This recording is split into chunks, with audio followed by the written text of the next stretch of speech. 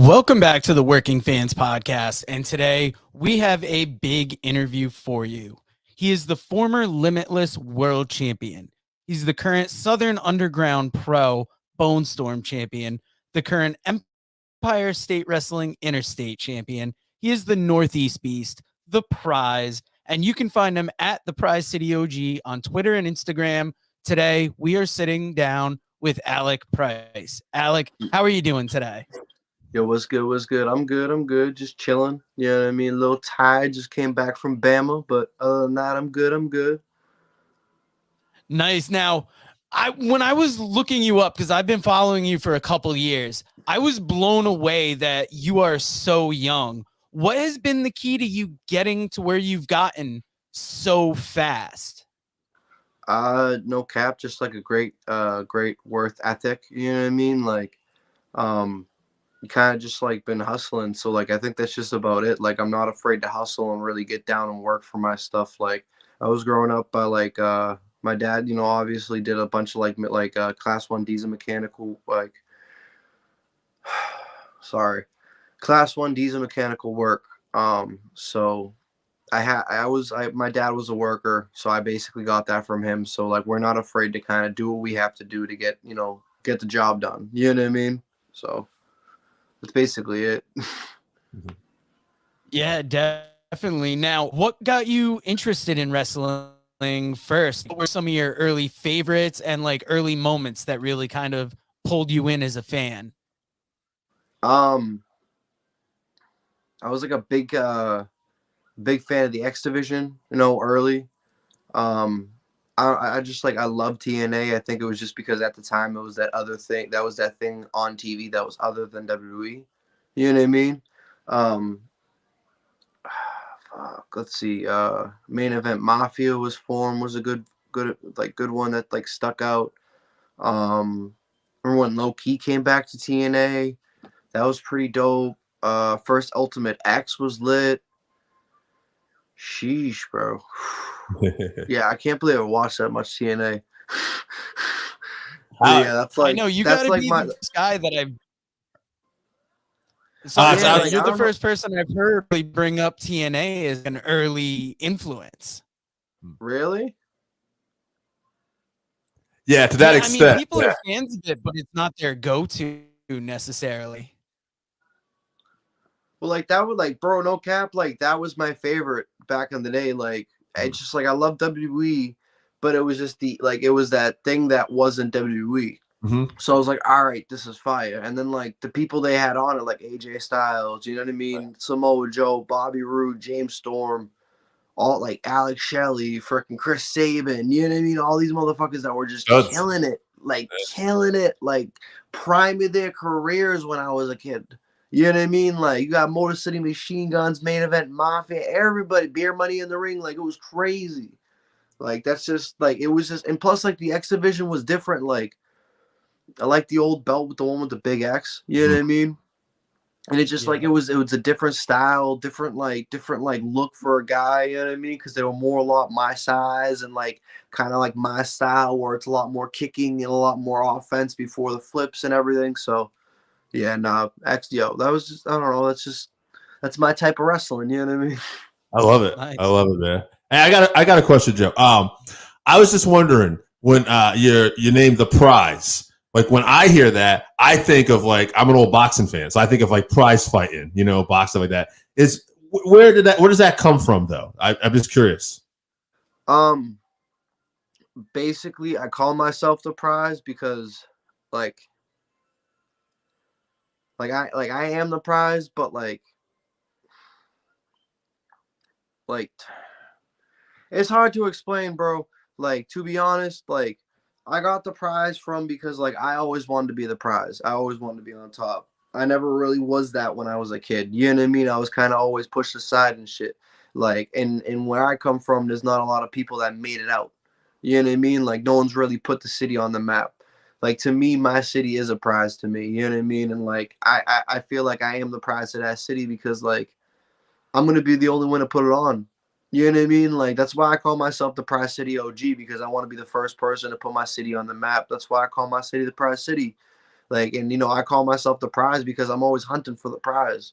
My goal is to be just as everyone else, you know what I mean? On TV, on side, making hundreds of thousands to millions, going everywhere. Like, that's the prize right there. My eyes are focused on it, but I also know that I am the only real prize in wrestling, bro. I'm the only real superstar actually doing it right now. Indie wrestler actually doing it right now. There ain't nobody like me on the indies. And I gotta know. You know what I mean? I gotta let it know. I gotta let everyone know how much I love myself and how much I know that I'm better than everyone else. You know what I mean? So it's a little bit of both. Like, it's a little bit of vanity, but it's also me being humble and trying to like put on for my peoples. Awesome. Yeah, you were one guy when I first saw you in the ring, like I hated you, and it was very much in that MJF style where you're coming out and you're getting that reaction from the crowd so like early, and you do it so well. And then as I got to watch you more, I'm like, God damn, this kid is talented in the ring. Like, I was at the FTR show where they wrestled Brock and Pillman, and you were in the opening match with Pedro Dones, I believe, and just I thought you guys set the pace for that night. And like, that's where I got won over as a fan, that I'm like, this kid is really doing it. And it's good to hear it comes from that place of wanting to put on your city, because even us, like, we're from little towns in Connecticut, and it would be great for us if we could, put our town on. So to see Yeah. you doing that in the wrestling ring, that's got to be exhilarating. Now, who are some of the people that have helped you out along the way and given you the best advice to get to where you are now? It's hard because like I met so many people that's like helped me out in any which way. Like, I'm not the type of dude that like shy away from like advice or like an idea. Like, if somebody's up and like, hey, I thought this looked really good, I'm gonna take it. A lot of guys, they'll look at it like, all right, who are you in wrestling to be telling me this? You know what I mean? Mike Bailey definitely helped me out. Josh Briggs, I think, kind of like because like when I wrestled Josh at that point, like, I had great matches, but I didn't really know what a moment or what it actually meant. You know what I mean? So after I faced Josh, I was able to kind of like really see what a moment actually is and how like kind of put it together. And this is what it looks like, and this is what you want, and this is where you want it in the story, and this is why you do it. But you know what I mean? Like, that's kind of like that match kind of started me like getting me to think about more than just like, all right, moves. You know what I mean? So I think definitely Mike Bailey when I wrestled him the first time, and Josh Briggs. Probably the two best advice I ever got. Nice. Now, you've got like this year, it's when I was checking on your cage match profile, it's the most it looks like you've worked in a year. And you've done a lot at Beyond Wrestling and Wrestling Open. What do you tell us a little bit about Beyond Wrestling and why Wrestling Open is such an important event? Um, Beyond Beyond Wrestling is like my place right now.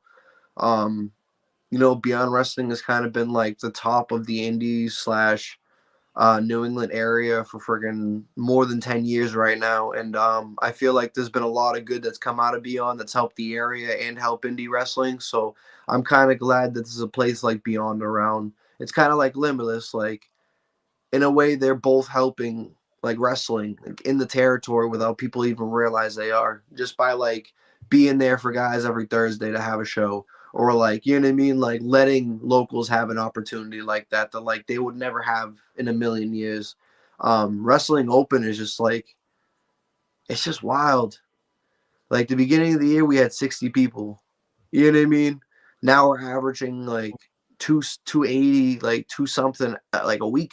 You know what I mean? Like, it was something that wasn't heard of, or like no one really was doing at the time. And like Drew and like Wrestling Open is great, bro. I feel like Wrestling Open is like that platform, bro, that a lot of us need. You know what I mean? Like a lot of like people that are just trying to catch their break. just trying to get a couple eyes on them, just trying to get on a couple shows. Like Wrestling Open is there, and it's going to be able to build more than it will take. Like it's never going to be able to take down from anybody. It's just going to build them up. Because the more people that like watch Wrestling Open, the more people that show up to Wrestling Open, the more people that know you, and then it's also more reps where you can just be bang and bang and bang, and it's just like it's basically a fast track to success if you really want to think about it. You know what I mean? Every Thursday you have a match. That's every Thursday, every new match, you have an opportunity to learn something and get better. And like you have people there, I'm usually there, or we have freaking like AEW stars come by most of the time. There's a lot of seminars happening every week. Everyone gets an opportunity, like you can sign up to wrestle. So it's Wrestling Open is just special, man. I don't know, like I love Wrestling Open to death. And like I'm glad that I've been a part of it for as long as I have, and like from the start on. So I'm just happy to be here, bro. We had Drew on, and he was telling us it's almost like an open mic night, like in comedy. You know, like wrestlers coming in and everything like that. Yeah. It's like you have to sign up and then get on. You know what I mean? Like it's pretty lit. Like you never really had this idea in wrestling before, so like when it definitely started, there was a lot of people that didn't know how it was gonna go, because like you never seen something like this. Mm-hmm. But like I said, 60 people to averaging 280 a week. It's not bad for the first year. You know what I mean? Because obviously it's something that's going to work. I feel like we can build off of it. So it's wild. I'm curious. You know, a lot of times we'll have wrestlers on and people too, and we talk about like who's that one person that maybe got you into wrestling. You know, like for me, it was my mom, and I remember I developed like even a closer relationship with my mom just through watching wrestling, because you know nobody else, like I didn't have that bond. You know, and then later on you meet friends, and it's like, oh shit, you like this too. It's like a little fraternity, right? Did you have that one person that got you into wrestling, and did you develop some like, you know, cool relationships because of pro wrestling, like outside of pro wrestling even? Yeah, like when I was a little kid, my nana got me into pro wrestling. She was like the only other real wrestling fan in my family. Like I remember being like they would plot me, my brothers and my nana, like my brothers told me about this, would plot me in front of the TV with her and just watch wrestling while she watched wrestling. And she was the type of wrestling fan where like the whole block heard her. Rip his head off! Rip his freaking head off! You know what I mean? Like everybody knew my nana was watching wrestling. She loved the Von Erichs. Like she was a big Von Erichs fan. She loved Carrie and Kevin. Like Carrie was her favorite, I think, but you know, Carrie was everyone's favorite. You know what I mean? Yeah. He was a handsome dude. You know what I mean? Texas Tornado. Who wouldn't? You know what I mean? Who wouldn't want the Texas Tornado? You know what I mean? But she loved it. After she died, like my brothers kind of like fell off of it. So I kind of like I still loved it, but I didn't really have the interest in it because I started to grow older, and there wasn't really anybody that like had that love of wrestling like I did. Like that's somebody I can walk up and be like, "Yo, bro, did you see last night's Raw? Yo, do you see what? Yo, you see Edge? That was crazy." You know what I mean? Like, no, I never had that. So, like, I met my boy Eddie. When I got a little bit older, like, I met my best friend, my brother, for the past like 13 years, and like he had all the games, he had all the titles, he had everything I didn't have. You know what I mean? Because I was a poor kid. We didn't have any of that. Like, so he had every single thing. I was like, bro. And like, I fell back in love with wrestling, and was like, after that, like I did a year backyard because I got so into it. And then I got my boy Eddie. I freaking brought him into my backyard company. I almost broke my neck on a code red that my boy almost gave me. And after that, I was like, I want to get trained. Because I don't want to be that jamoke that like gets, you know what I mean, hurt. And they're like, "Yo, what happened?" I'm like, "Oh, I was just, you know what I mean, doing swanton bombs in my boy's grandma's backyard." Like, nah, bro, I want to be signed. Like, I know I'm a professional wrestler and I hurt myself, so you know what I mean, like. But yeah, that's how like that. It was like my boy Eddie is really like what got me back into wrestling.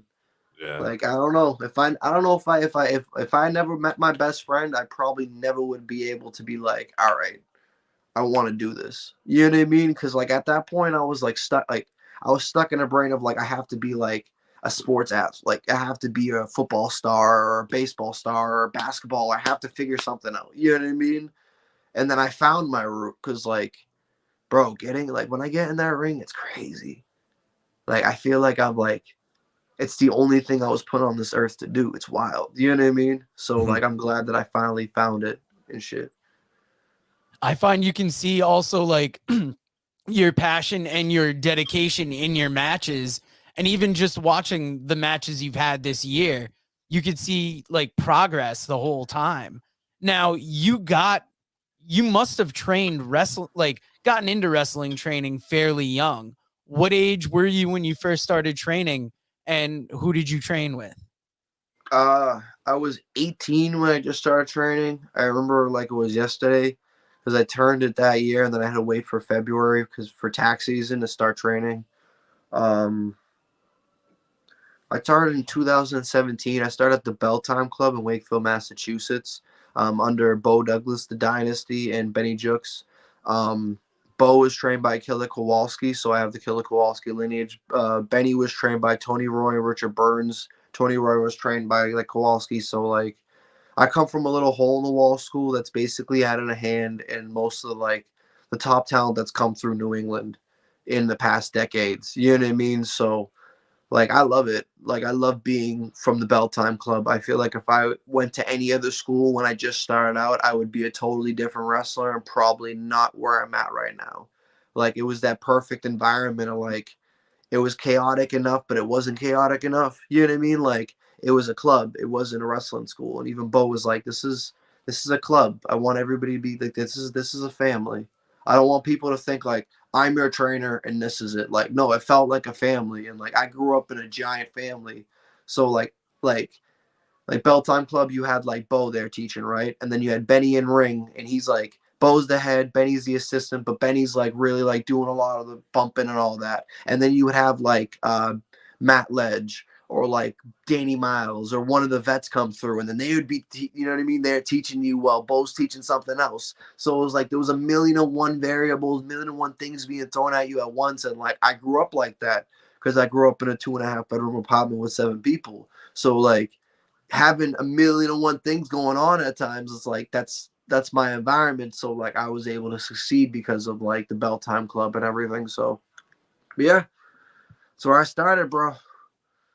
That's awesome. Now, what's some of the best advice you've gotten along the way? Because you, like you said earlier, you're not afraid to hear people's suggestions, advice. What are some of the better advice you've gotten? Um, I remember when I was like from the Bell Time Club. We have OG masshole Mike McCarthy. Like I know Matt, I'm no Massel because of wrestling, but like he's an OG. Like this man's like an OG from the punk era. OG, like him, you know what I mean? Like him and his people. Like my cousin went down there, but it wasn't with his people. He was just doing it separately. But like we're fighting the Nazis back in the day to Mm. get rid of them out of the punk scene. You know what I mean? Like in Yeah. Boston. He like G checked me one day when I was like a kid, like when I was a trainee, because I was like really cocky. You know what I mean? Like I mean I couldn't help it. That's how you had to be, but like I was extremely cocky. And one day he went, dude. He was like, I freaking hate you. He was like, you're so good, but you're such a piece of shit. And started rashing me out in front of everybody, and like put me on like blast. And I just went like, I'm sorry, OG. You know what I mean? And I couldn't do anything else. There was nothing I could do at that point because it was just like one of those moments where you're just like, your mom rips into you and your friends are right there, like, God damn, why'd you do that? You know what I mean? Yeah. So I think like him being like that is just like, bro, you're so good. Like, why are you such a piece of shit?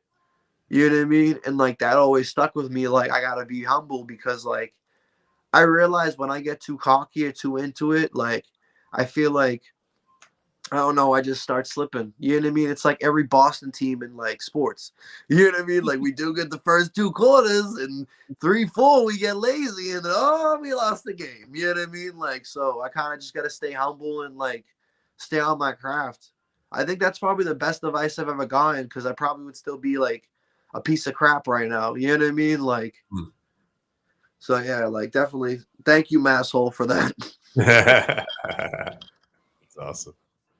Now, you've worked a lot of places. Are there any promotions or any tournaments that you would like to work at that you haven't yet appeared in? Prestige. WXW, Defiant. Yeah, there's like a couple that I want to like kind of get. I mean, right now it's kind of cool because like I'm starting to like make my way through the US. Like I just got like, West Coast booking. I'm going to LA next week. In a couple weeks, in 1/6, I'm going back to San Fran for West Coast Pro. Um, so like right now my focus on doing more like European stuff. Like I'm a big fan of European wrestling. I've always for some reason liked that style of wrestling and the way they set up matches. So like that's my next big thing is I want to go out there. Like I want to go to like I don't know, freaking anything, bro. Any like Progress, anything. WXW. I want to go to Portugal to wrestle. I want to just kind of start like adding my, you know what I mean? Like I feel like I'm doing a lot here, and I'm doing a lot in like in US, and it's great. But I also got to realize like I want to go other places. So like, and the only way I can really get better as a wrestler is by going out there and facing people that are better than me, or like going out there and facing different styles. Like I remember my trainer said that to me, and I didn't really get it until I was on the road. But it's true. Like after a while, he can't teach me anything. I have to go on the road to learn different styles and different ways, and because everyone's got their own flavors of ice cream, and maybe in that aspect, my flavor of ice cream isn't the right flavor. You know what I mean?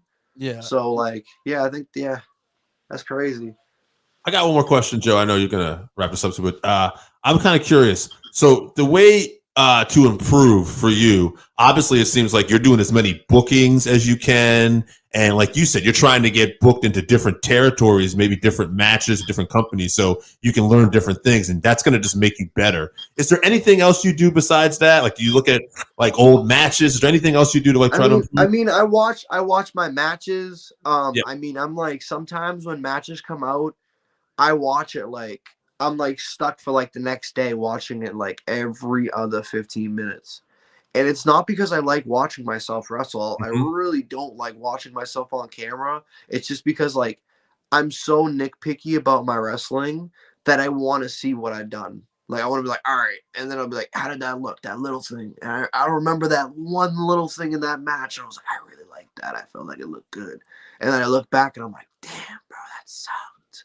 I was like, but this is really, you know what I mean? Like I'm Yeah. always studying my own tapes for some reason. Um, that's helped me improve a lot because I feel like I'm just sitting there and like I'm a stickler for like I want the little things to look good. Mhm. And I feel like now because I've like progressed as a wrestler, I've started worrying about more story and like moments than I did moves because moves is just like it's just filler.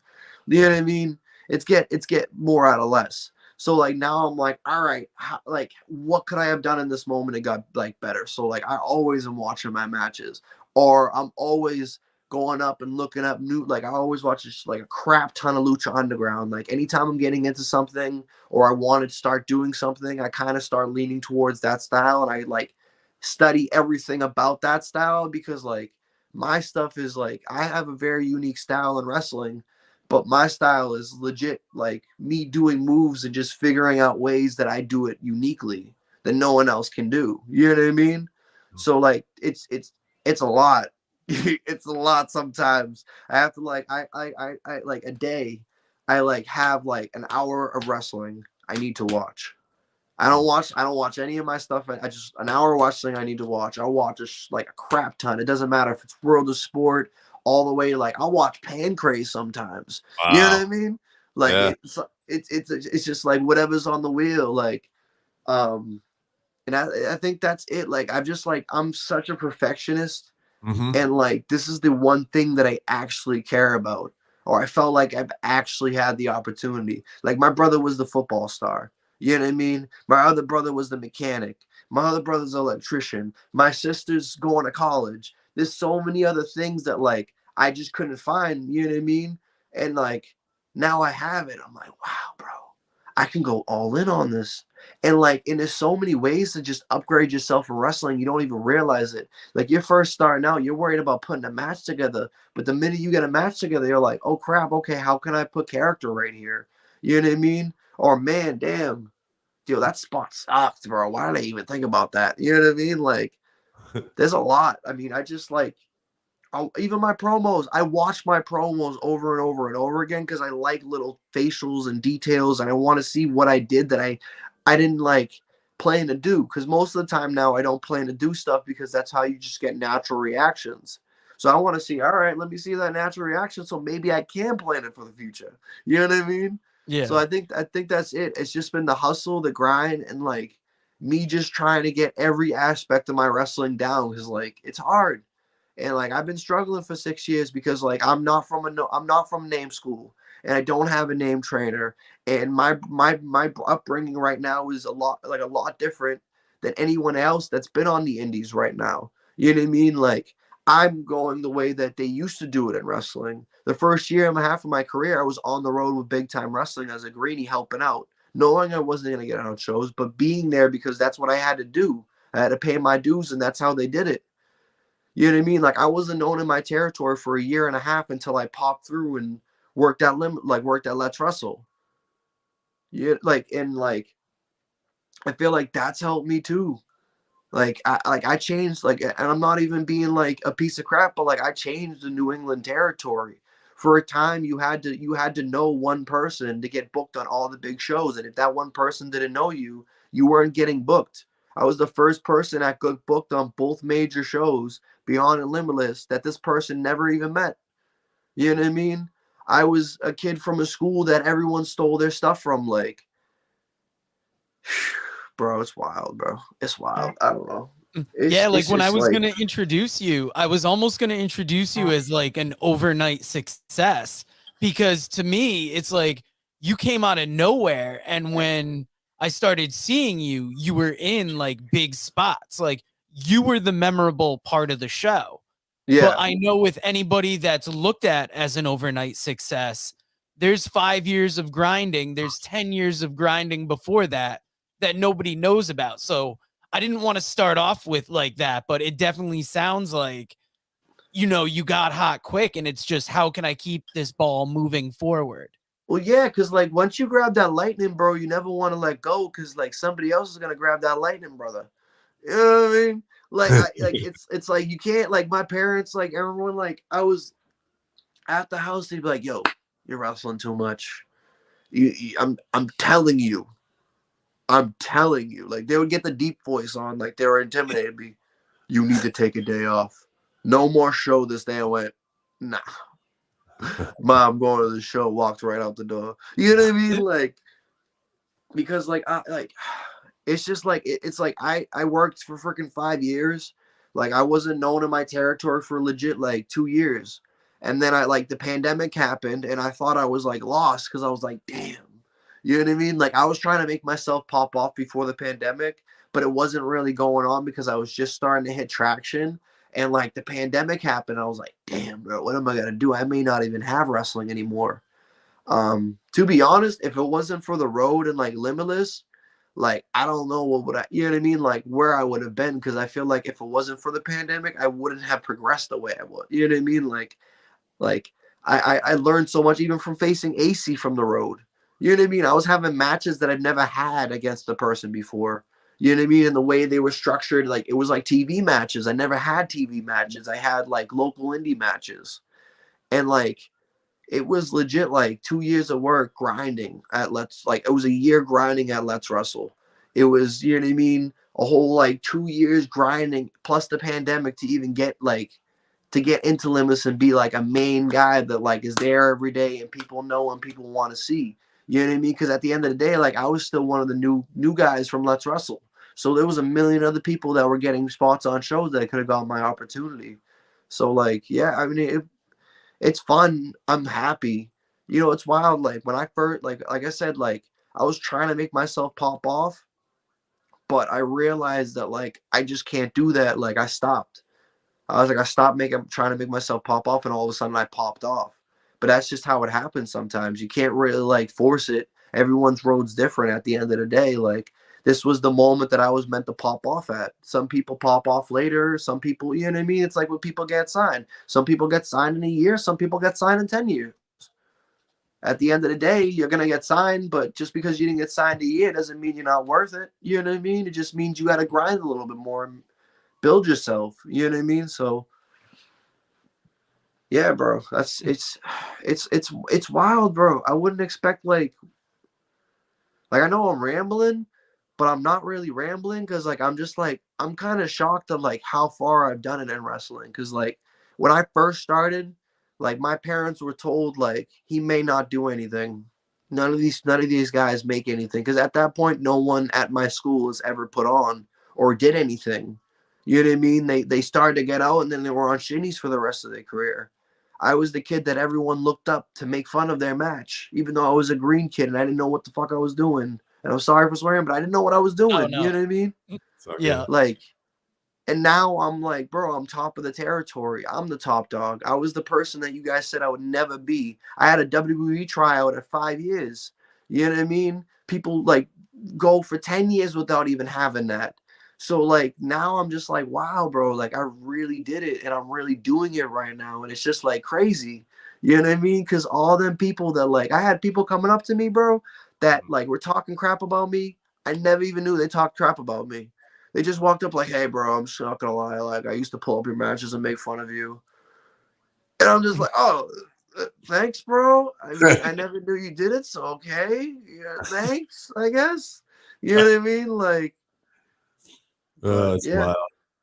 Yeah. I just want to crazy. say, Joe, before you finish, I just want to say, hearing you go on about this stuff, actually, it reminds me of there was a quote from Conor McGregor on his way up, and he said, "I'm not better at this than anybody. I'm just more obsessed with this than anybody." I You know, I sit here like I'll legit be in the middle of a conversation and start thinking of a spot, and you can ask any wrestler that's been in the locker room with me. I will legit stop there and just start doing this. Or like you'll see my hands moving and I'm just thinking in my head, all right, I need to do this. And like I just start thinking of stuff. What can I do? What can I do? Like I'm really like this is the only thing I care about. So when I get in wrestling mode, I'm in wrestling mode. Like you can ask anybody else. I'm always wrestling with people. I'm always walking up and chopping and hitting forearms and trying to pick you up and do arm bars. And everyone's like, Alec, Alec, Alec. Like, bro, come on, come on, come on. And I'm always doing it. You know what I mean? Like, but if I don't hit you, I don't love you. Like that's just the way I show love is by just like you know what I mean? Like hitting and moving and chaining and stuff like that, like in a good way. You know what I yeah. mean? Yeah. But yeah, But bro, no, that's you've been very gracious with your time today. What are some of your goals for 2023 and then promote what you'd like to promote? my goals for 2023 is to get signed. I love indie wrestling, but I didn't get into wrestling to be an indie wrestler. I grew up on TV wrestling. I want to be signed. I want to be everywhere. That's my end all be all dream. I think that's a lot of people's dream, but like that's my dream. Like I love the indies. I want to be here as long as that the indies will have me and then I can be signed. But I want to go, bro. You know what I mean? Like I love it. I'm thankful for everything, but I want to be signed. You know what I mean? I want to be making bread. This is what I want to do for the rest of my life. So that's it. Also, I want to go to Europe. I feel like this year I really got a lot of my goals. That's the one thing I want. I want to go to Europe. I want to wrestle in Portugal. I want to go over there, maybe spend a tour like for like a month or two, figure it out. And where people can find me, it's easy. The Prize City OG, Twitter and Instagram is the same handle. Also, I think you can get me on Facebook at the Prize Alec Price. Also, I got my Facebook page. I may or may not accept you for my account, but you can go on my page. I don't know. You know what I mean? Like I'm quick, I'm easy, I'm a good looker. I got a face only a mother can love, but I'm telling you right now, I'm the best wrestler you'll see, the best wrestler you'll ever see, the best, best OG. So come through, come see me. Also, Pro Wrestling Tees. I forgot I got a Pro Wrestling Tee store. Go to my Pro Wrestling Tee store, buy some merch. You know what I mean? Like, there you go. I I couldn't have love said it better myself. Thank you again for joining us.